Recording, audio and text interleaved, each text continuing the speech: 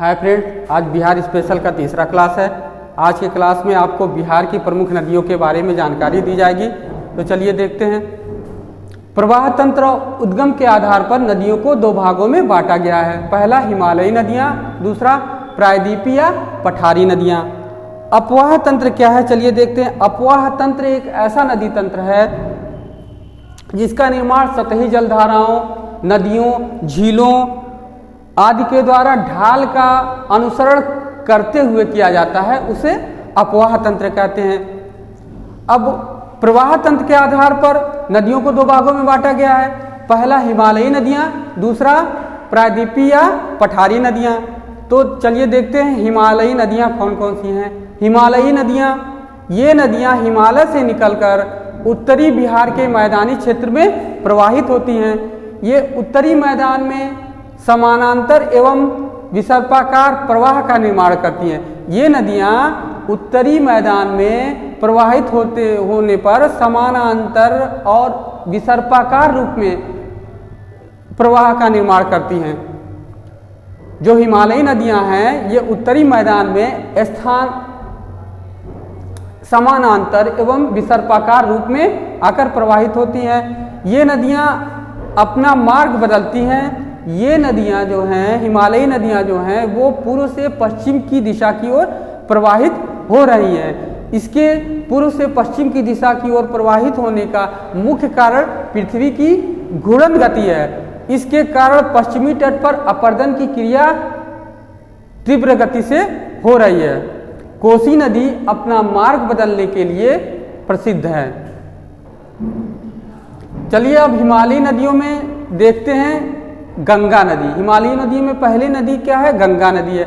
गंगा नदी बिहार के मध्य भाग में पश्चिम से पूर्व की ओर प्रवाहित होती है। बिहार में गंगा नदी बिहार के मध्य भाग में पश्चिम से पूर्व की तरफ प्रवाहित होती है। इसकी कुल लंबाई 2500 किलोमीटर है। यह बिहार में 445 किलोमीटर क्षेत्र में प्रवाहित होती है। गंगा नदी का उद्गम स्थल उत्तराखंड की केदारनाथ चोटी के उत्तर में स्थित गंगोत्री हिमनद के गोमुख से है। यानी गंगा नदी जो है उत्तराखंड के केदारनाथ चोटी के उत्तर में स्थित गंगोत्री हिमनद के गोमुख से निकली हुई है। यह नदी उत्तर प्रदेश से बिहार में जब प्रवेश करती है तो बक्सर जिले के चौसा के पास प्रवेश करती है।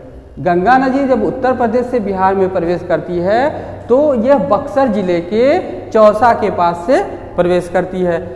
बिहार और उत्तर प्रदेश की सीमा निर्धारण करने वाली नदियों के क्या नाम है, चलिए देखते हैं।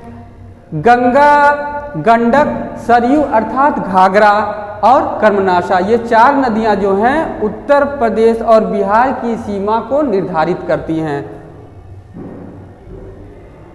इसमें उत्तर दिशा से कौन कौन सी नदियां आकर मिलती हैं? गंगा में उत्तर की दिशा से कौन कौन सी नदियां आकर मिलती हैं, चलिए देखते हैं। घाघरा, गंडक, बागमती, बलान, बूढ़ी गंडक, कोसी, महानंदा और कमला नदी जो है वो गंगा नदी में उत्तर दिशा से आकर मिलती हैं।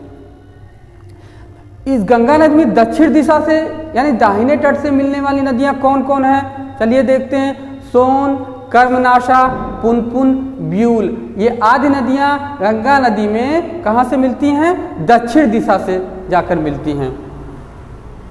गंगा नदी बिहार और झारखंड में साहेबगंज जिले के पास सीमा रेखा बनाते हुए बंगाल में प्रवेश करती है। गंगा नदी जो है झारखंड और बिहार में साहेबगंज